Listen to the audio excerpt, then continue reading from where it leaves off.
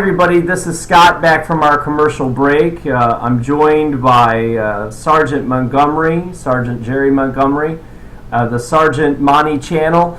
And we were talking before the break a little bit about battling against tyranny, kind of the loose talk that goes on, and a lot of bravado. But you know, the reality is, if you end up in a civil war situation, you look at our previous civil war, the war between the states, you ended up at the end of that war with a lot less freedom, a lot less liberty, way more state power, way less of everything that you want. And so for people who look to a collapse as being a panacea, somehow mystically, you know, all this good will come of it, it probably won't. And I think, you know, what we need to do is act now and fight with everything that we can so we don't get to that point. What do you think, Jerry? Well, I agree 100%. And the elephant in the middle of the room that nobody really acknowledges is this thing called the state. If we don't get rid of the state, we will never have liberty or freedom as we know it. The state is designed as it's an engine of tyranny that keeps a small elite class exploiting everybody else. Absolutely. The Constitution established the American state, so I'm one of these people that recognizes that, and that returning to a strict constitutional form is not the answer. That's just turning the tyranny clock back to zero, right, and starting the dance all over again. Right.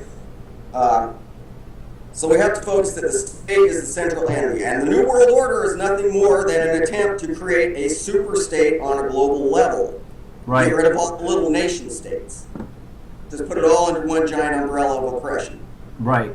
So, yeah, you're talking about attacking the root of the problem, and for many years as a conservative, you know, I would try to attack this issue or that issue. I finally came to embrace the ideas of Ron Paul and libertarianism because I realized that, you know, if there was a place for government, it was at the local level, it was at the county level, it was at the smallest and the lowest level possible, and that really the state was the enemy. And so, yeah, you're absolutely right. I mean, take the axe to the root instead of trying to chop off branches. You know, in fact, let's take the axe to root. And I think that's where the hope is, because for many years, this type of thinking was relegated to, you know, an arcane little niche, and now it's becoming quite mainstream. I think if there was an election held on YouTube, we'd have some interesting candidates winning. Your thoughts? Yeah, I agree. The root has to be struck, and the root is the state. And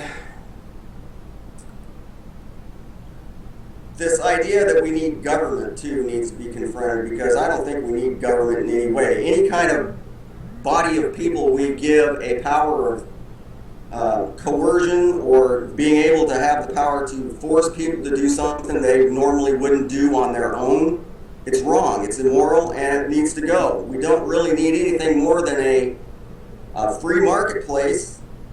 And I believe that theorists like Rothbard and von Mises and such have demonstrated quite clearly how a redress of grievances would be taken care of under a free market. You know, free market courts and insurance companies and whatnot. We wouldn't need police. We wouldn't need enforcers. We wouldn't need standing armies. It would just be voluntary exchange among sovereign individuals. Yeah, I think the ideal you speak of has to be the goal, and I think, you know, it changes the entire argument, and it recenters gravity where it needs to be. All right, everybody, this is Scott. We're going to come up on a hard break here, so we're going to have one more segment, and we'll be sure to give you Sergeant Montgomery's contact information one more time.